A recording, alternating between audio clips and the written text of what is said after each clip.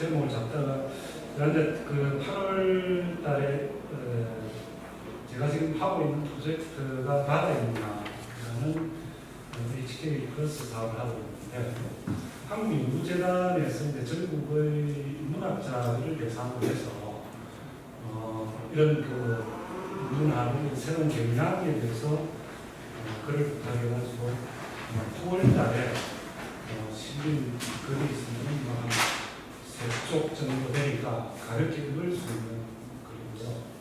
그 다음에 이제 8월 달에 7월 달에 이 실습선을 이용해가지고 고등학생들, 중학생들과 함께 독도 체험 탐방에서 학생들이 만드는 독도 도서관 이런 프로젝트를 진행하는 그 내용을 독도라는 이 해양영토 문제가 어떤 문제가 있냐, 이제 우리 바다의 문화의 시각에서 보면 어떻게 접근할 수 있냐 이런 거를 매일신문에 아마 8월 달에 기고를 한 글이 있습니다. 그 두 개를 제가 이제 교수님들이 참고를 하시면 좋겠다고 해서 조그마한 글 두 개는 참고를 했고, 이 내용은 그 내용을 바탕으로 해서 이제 여러 군데에 제가 이제 이야기했고 썼던 글들을 요약해 놓은 것이라서 내용은 상당히 많습니다. 그런데 제가 느낌을 한 2, 30분 발표하면 된다고 해서 2, 30분 시간을 줄이고 그렇게 하겠습니다.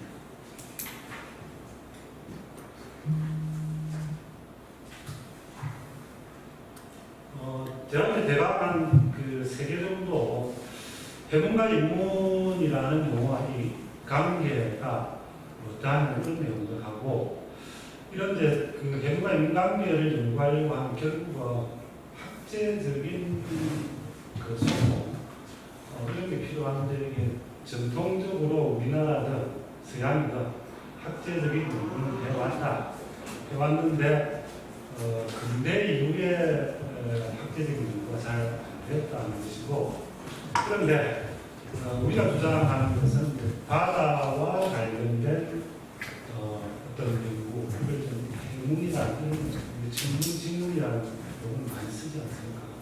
해문은 전통적인 우리 한국이나 서양에서 요구하지 않았다. 그래서 아마 이제 바다를 경시한 이런 것과 관계가 있지 않나요? 그래서 학제적인 연구를 보건도 해야 되지만 우리가 바다에 관한 이런 학제적인 연구도 해야 된다. 이런 의미에서 제가 참도라는 표현을 썼고, 그런 방식이 문학이 보통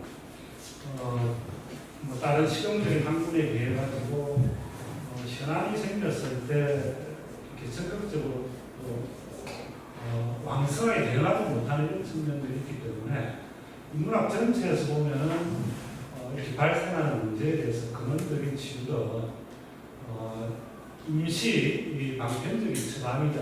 이런데 인문학자들도 좀 관심을 가져야 된다. 그런 3가지 정도의 내용이 바다 인문학, 인문과의 관계를 구성하는 프로젝트의 요지입니다. 그래서 그 내용들을 중심으로 해서 간략하게 설명을 드리겠습니다. 이 바다의 문학에서 바다는 2가지를 했습니다. 하나는 바다는 인간의, 우리가 이제 존재론을 인간성이 아니라 관계론을 가지고 바다는 어떤 연구라든지 인식의 대상이 되는 것이 아니고 주체적인 대상을 보면 바다의 문화에서는 바다는 이 인간의 의도와 관계없이 물리적인 운동을 하는 이런 주체로서 바다라는 것이 있다는 것이고요. 또 하나는 그런 내용들이 뭐냐 이렇게 봤을 때 제가 이제 지어낸 말입니다만 천문 우주의 여러 가지 움직임, 법칙을 천문이라고 하는 거는 또 지구의 여러 가지 법칙 움직임을 우리가 지문이라고 표현을 쓰면 해문이라고 이름 지어도 되지 않겠는 그런 것이고, 우리 인간의 활동은 인문이라는 이런 이야기입니다. 원래는 인간의 문이고 바다의 문이고 하늘의 문이고 땅의 문이다 이런 말이죠. 것이죠. 그래서 그런 이제 해문에 대해서 연구를 해야 되고 그걸 주목해야 된다는 것이고, 또 하나는 우리말의 바다는 이제 영어의 뭐 오션이나 뭐 시나 그 한자의 해보다 우리말의 바다는 크고 작은, 우리 학장님이 무슨 해나포천 이렇게 나왔습니다.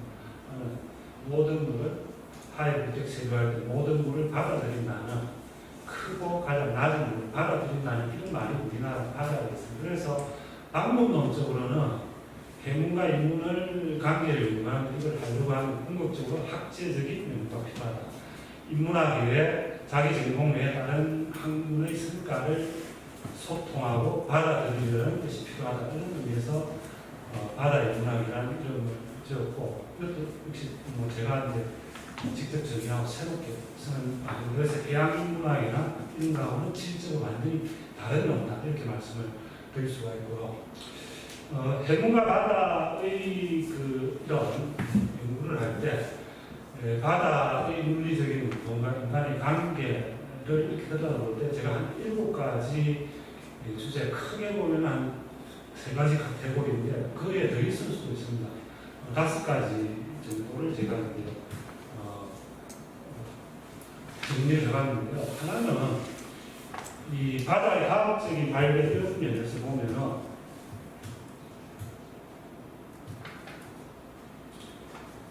바다가 그 생명의 근원이었다. 여러분들 생명학이나 생물학 하시는 분 잘 알겠습니다만, 우리 인간이 표류는 한참 뒤에 심해 열수구에서 나온 이런 그 생명체들이 이렇게 강합성 작용을 해가지고 이제 양수거나 표류를 한참 뒤에 나오고, 이 만물의 영장이라고 하시는 이유는 그런 바다에서 발생한 이런 이제 생명 활동의 결과로서 한참 뒤에 놓은 운종이나 이런 내용이고요. 두 번째는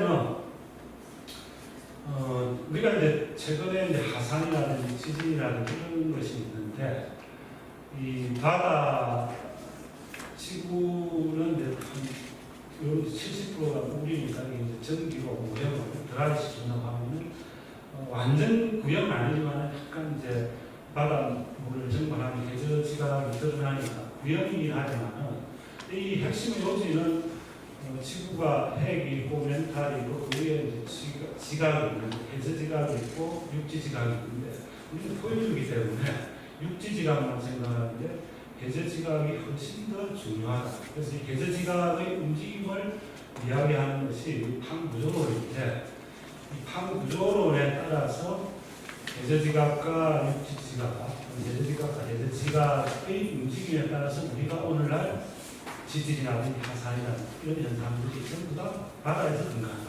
이런 내용이고요. 세 번째는 서 교수님이나 기상학 하시는 분들 있겠지만, 미국에서는 역시 대수관에 기상청을 같이 두고 있는 이유가, 바다의 움직임은 사실은 그 지구의 기후를 결정하는 결정적인 요소다. 이런 측면에서 우리가 이제 육지에 살지만 사실은 우리가 사막이든 산림이든 지금에 일어나는 여러 가지 기후 현상의 핵심은 바다의 움직임과 관련있다. 이런 얘기죠. 네 번째, 다섯 번째는 저희는 전공입니다만, 인력 사업에서 이제 농경을 개발했던 것을 종의 사립이다 이렇게 이제 이야기를 한다면, 15, 16세기에 일어났던 이제 지구적인 어떤 현상들을 종의 교환이다 이렇게 익스체인지다 이렇게 보면, 우리가 지금 팬데믹도 결국은 그런 지구적인 종의 교환을 통해서 어떤 변류의 효과가 발견이 있다 이렇게 이제 말씀을 드릴 수가 있고, 이게 이제 세계 경제를 활성화시킨 요인도 되었지만 여러 가지 지구와의 촉발적인 긍정적인 부정적인 요소를 가지고 있다 이런 측면들이죠. 그게 바닷기후였다는 것이고, 또 하나는 지금 이제 회사대 교수님들이 관심을 많이 가지고 있습니다만, 컨테이너선이 등장하고 컨테이너화라든 컨테이너라이제이션이라는 것은 지구화를 여러 가지 측면으로 설명할 수 있지만, 오늘날 일어나고 있는 글로벌 소식을 가능하게 했던 아주 핵심적인, 지구화의 가장 핵심적인 요인이 이런 전기선이 등장하고 그 위에 컨테이너선이 등장하니까 세계적인 컨테이너화가 일어났던 그런 현상이다. 이게 이제 과학적인 발견이다. 이런 이야기고, 두 번째는 여섯 번째였습니다만 이런 내용들이 설명을 좋겠고, 그런데 여러분들이 잘 모르시는 분들도 있습니다만 중국이나 백인이나 이게 그 미토콘드리아 DNA를 추적에 들어가면은 이건 전부 다 아프리카의 여성을 조상으로 가지고 있습니다. 그러니까 지금 살아있는 생존하는 인류의 조상은 전부 아프리카 흑인 여성에서 출발해서 속히한 내용이지만 이게 2000년대 후반에 밝혀진 내용입니다. 그런데 우리가 그런 교육 받지 않았기 때문에 이런 이야기를 하면 믿지 않는 사람이 많기 때문에 최근에 지금 기사를 제가 적용한 것이고요.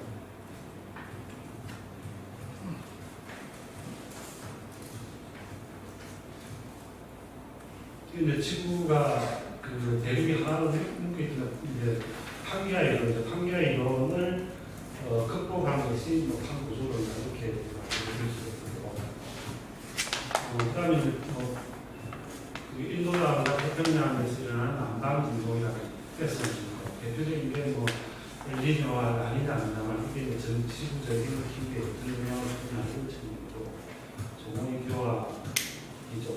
이제 특히 구대륙에서는 일찍부터 그 종의 교환이 있었습니다만 구대륙과 신대륙 사이의 교환은 근대적이었습니다. 이렇게 말씀드릴 수가 있고, 바닥길이 이렇게 연결돼 가지고 아마 7세기 말에는 여러분들 잘 아시겠습니다만 금천에서 노안 40도대를 잇는 게 굉장히 중요하고 이런 시기에 지구화가 가능했고 오늘날 그래 대략 이런 네트워크가 힘들게 말씀드릴 수 있습니다.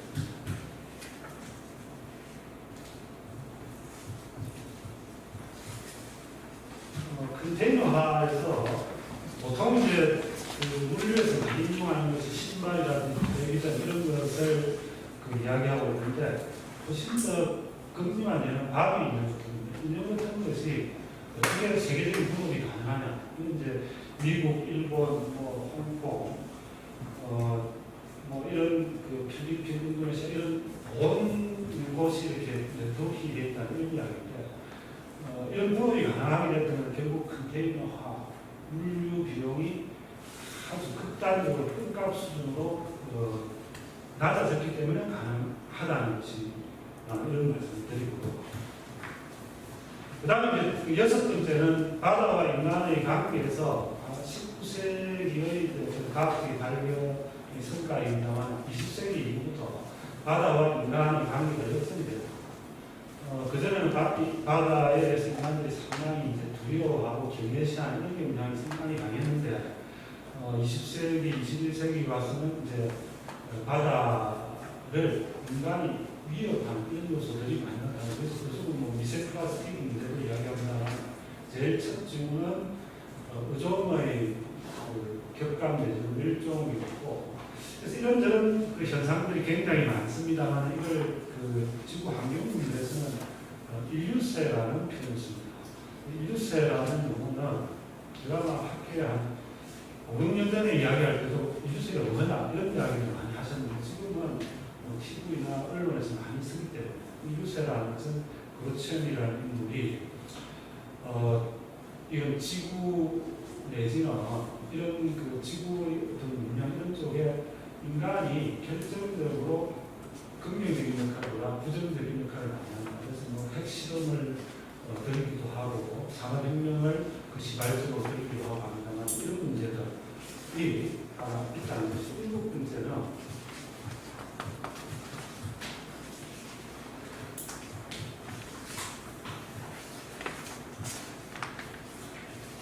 이 바다라는 공간을 둘러싼 담론이 나오는데, 이 담론이 나오는 것은 대략 15, 16세기입니다.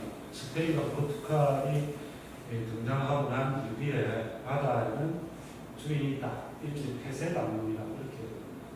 그런데 17세기에 이 선발주자 열강들의 원리를 깨기 위해서 프로테우스라는 인물을 고용해가지고 자유의 뿌리를 하게 된다는 것이고, 근데 바다라는 공간을 교육로라든지 어업의 어떤 보고로서 받았을 때는 자유의 폐쇄 담론이 있었습니다만은 국가의 주권을 3회기 정도로 극도로 제한했다는 것입니다.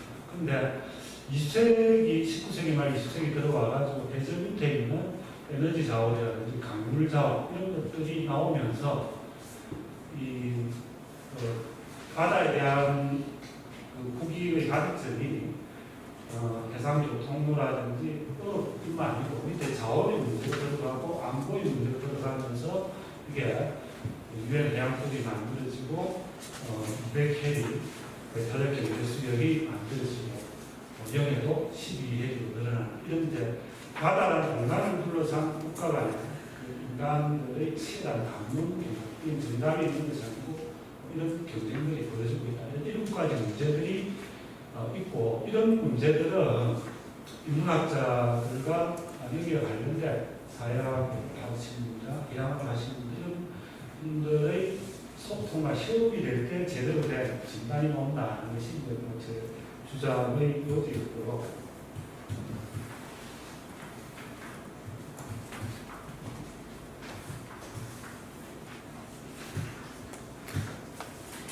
다음에 이제 학제적인 연구는 근대 이제 도자기 대란을 이야기할 때 한국만이 소통이 안 된다 이런 이야기들을 많이 하고 우리나라도 지금 이제 학제 개편을 문과이과로 되어 있던 고등학교의 이제 교육 과정을 개편하려고 시도를 한다면 워낙 이제 그동안에 이제 기득권이라든지 가능성 때문에 잘 진행이 안 된다는 세계적인 추세는 이런 문과이과의 경계를 그물고 있고 그래서 당연히학부도 이제 그런 추세를 그런 추세에 따라간다기보다는 어차피 전체적으로 좀 그 시대적인 그런 속에 있다 이렇게 말씀을 드릴 수가 있고 제가 이제 말씀드리고 싶은 사이언스라는 용어는 우리가 과학이라고 이렇게 이야기한다면 여러분들 17세기 이전에 원어를 찾아본 사이언스는 학문이었습니다. 학문. 이 학문에는 하늘에 관한 학문, 땅에 관한 학문 뭐 이게 다 포함된 학문이었습니다. 그런데 과학혁명을 거치면서 뭐랄까요 자연현상은 실험과 관찰을 통해 가지고 뭐 가설을 만들고 이론을 만들고 하는 과학적인 사이언티픽 메소드라는 것이 워낙 두드러진 성과를 내니까 학문에서 사이언스가 학문에서 자연과학을 지칭하게 되고 사이언티픽 메소드가 이러면 학문적인 방법은 아니고 과학적인 방법으로 이렇게 변신되었습니다. 이게 이제 뉴턴으로 기별된다는 지식의 절대성을 주장하는데 20세기, 21세기 와서 지식의 절대성이 완전히 무너졌습니다. 지식의 상대성이라든지 그 빅뱅 이론도 마찬가지입니다. 그런 의미에서 이 근대적인 패러다임이 무너졌기 때문에 학문도 당연히 칸막이 됐던 것을 이렇게 소통해야 된다는 게 세계적인 추세다 이렇게 말씀을 드릴 수가 있다는 거죠. 그런데 우리 학제적인 연구로 가야 된다면 세계적인 추세면서 그렇게 가야지 제대로 된 연구를 할 수 있다 이런 내용이고 우리나라에서는 이제 뭐 전문 인물을 이야기했던 부분은 대표적인 인물이 정도전입니다. 정도전의 3분기를 보면은 하늘의 무늬가 있고 땅의 무늬가 있고 인간의 무늬가 있다. 근데 이제 우리 그 유학자들이 사대부들이 이야기했던 것은 민심은 정신이다. 뭐 이런 이야기들을 많이 합니다. 자연법칙대로 그게 순리라고 보고 그거를 인간 사회에 적용시키는 것이 위정가들의 어떤 인문이었다 이런 주장들을 많이 했습니다. 그래서 그런 내용들이 많이 나오는데 여러분들이 이제 고등교육, 대학의 교대할 때 대학에 보면 수신대가 치고 편찬하는 다 아실 겁니다. 전부 인문 쪽에 자기를 수양해가지고 가족을 다스리고 사회를 다스리고 세계를 다스리고 이렇게 되어 있는데 앞에 부분을 빼먹고 있습니다. 이게 뭐냐면은 경물치기라는 게 있습니다. 사물, 자연세계의 법칙을 제대로 알아야 수양이 된다는 이 내용을 빼먹고 있습니다. 그래서 저는 전통적인 학문 전통에서 보면 천문신문, 인문, 자연세계의 법칙과 인간세계의 법칙은 조화를 이루어내는 이런 이야기를 무차 수없이 하고 있다. 이런 의미에서 이런 전통의 보고는 과거의 전통의 학문의 어떤 선배들의 이런 연구적들을 보면 쉽게 보고할 수 있다 이렇게 보는 것인데 단지 이분들이 아트는 서양의 동양에는 바다에 대한 이야기를 하죠. 왜 해문 이야기를 하고 있지 않느냐 이런 측면에서 해문이 지구의 70%는 이제 물로 바다로 덮여 있기 때문에 굉장히 바다의 법칙도 굉장히 중요하다. 그래서 해문과 인문, 전문 지문 인문에다가 해문도 굉장히 중요하다. 이런 이야기를 하고자 한다는 것이고요. 이런 면에서 이제 새로운 이야기를 이런 말씀을 드릴 수가 있고 요즘 우리나라에서 지금 주역에 나오는 이야기 때문에 지금 나라가 시끄럽지 않습니까? 이 주역에도 역시 이제 그 점을 칠 때 지문, 이문 이런 이야기를 하고 있습니다. 하늘의 법칙, 지구의 법칙을 놔가지고 인간의 문명을 본다 이런 이야기들이 쭉 하고 이런 내용들이 우리 동양에는 수없이 많은 관계를 이야기하는 내용들이 굉장히 많다 이런 말씀을 드리고요. 그 다음에 이제 이런 방식을 통해 가지고 바다의 문화의 개념을 그려보면 질문이 있고 육지는 질문이고 바다는 해문이다 이런 관계를 이해해 보는 이런 내용이고 이게 이제 해문과 관련된 연구와 인문사회과의 연구를 하셔가지고 이런 방식으로 연구를 해야 된다는 내용이고 예를 들면 이걸 이제 수많은 것은 기획을 해가지고 학술대회를 하고 저서를 발간하고 시민 강좌도 하고 다큐도 만들고 이렇게 선순환해서 이런 것을 확장시켜 나가는 노력이 필요하다는 것이고 독도 문제 이런 문제도 바다 문화의 방식으로 접근을 해야 된다는 의미인데 제가 이제 이 독도 문제는 저는 이제 국가주의적인 민족주의 관점에서 접근하는 굉장히 시각이기 때문에 가능한 언급을 안 하려고 하는데 이번에 어쩌다 보니까 독도 문제를 다루게 돼서 이런 이야기를 했습니다. 우리는 지금까지 독도는 우리 땅이다. 이런 이야기밖에 안 했습니다. 역사에 보면 그래서 어쨌답니까? 근데 이제 이게 이제 설득력을 가지려고 하면 태평양이 언제 형성됐느냐? 한 7년 전에 형성이 됐고 그럼 이제 독도는 언제쯤 형성이 됐느냐? 가상활동으로 해서 한 400년, 500년 정도 형성이 되었고 이 독도가 이렇게 자연적으로 어떻게 형성되고 여기에 생태계는 어떤 생태계들이 있느냐 하는 이런 내용들도 이야기를 해야 되고 1948년에 잘 안 알려졌었다는 이제 끌어오니까 이야기를 안 했겠죠. 오키나와에서 미군이 독도를 대상으로 해서 사기 훈련을 했습니다. 그래서 많은 이제 민간인들도 축구했거든요. 이게 냉전 시대에는 이 이야기를 하면은 빨갱이로 잡혀서 반미적인 활동이니까 이야기를 안 하는 겁니다. 근데 지금 그런 이야기들을 막 하거든요. 근데 51년에 샌프란시스코 조약이 만들어지게 되는데 그때 보면은 그 앞에는 울릉도를 우리 땅으로 이렇게 연기를 했다가 소환연들이 있는데 마지막에 공부할 때는 독도가 빠져 있습니다. 왜 빠졌겠느냐? 미국 놈이 죽인 놈이다. 이제 그런 관점에서 이제 접근을 하고 민족주의적인 관점에서 접근을 하면 돈이 됩니다. 이게 이제 민족적인 정서를 자극하고 국익을 자극하면 펀드들이 들어오기 때문에 그런 측면들이 있는데 저는 그거는 그 사람들이고 이게 이제 2차 세계대전이라는 게 파시즘과 반파시즘 연합 간의 패싸움이거든요. 반파시즘 진영이 이겼습니다. 그래서 45년부터 48년도는 미국과 소련이 굉장한 절친 사이였습니다. 근데 48년을 기점으로 해서 냉전이 시작되고 성전국들 사이에서 균열이 일어나기 시작합니다. 미국의 입장에서 보면은 이 독도라는 것이 일본이 죽일 놈이지만은 냉전이 형성되니까 독도라든지 한반도의 문제에서 독도가 굉장히 중요하게 됩니다. 안보 문제에서. 그래서 혹시나 한국 전체가 이제 러시아, 소련의 영토가 될 걸 대비해서 군사운동을 한국부터 48년. 그다음에 51년도에는 뺀 겁니다. 그래서 혹시 어찌 될지 모르니까.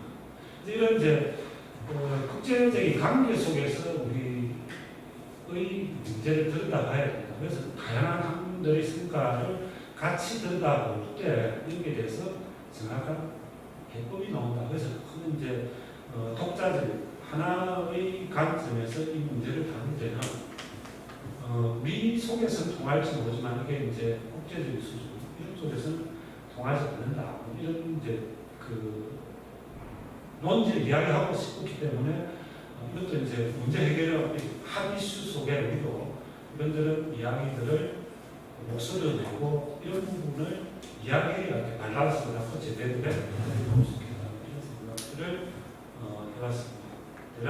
제가 생각하고 있는 내용들은 오늘 굉장히 수 없이 관련하고 제가 발표를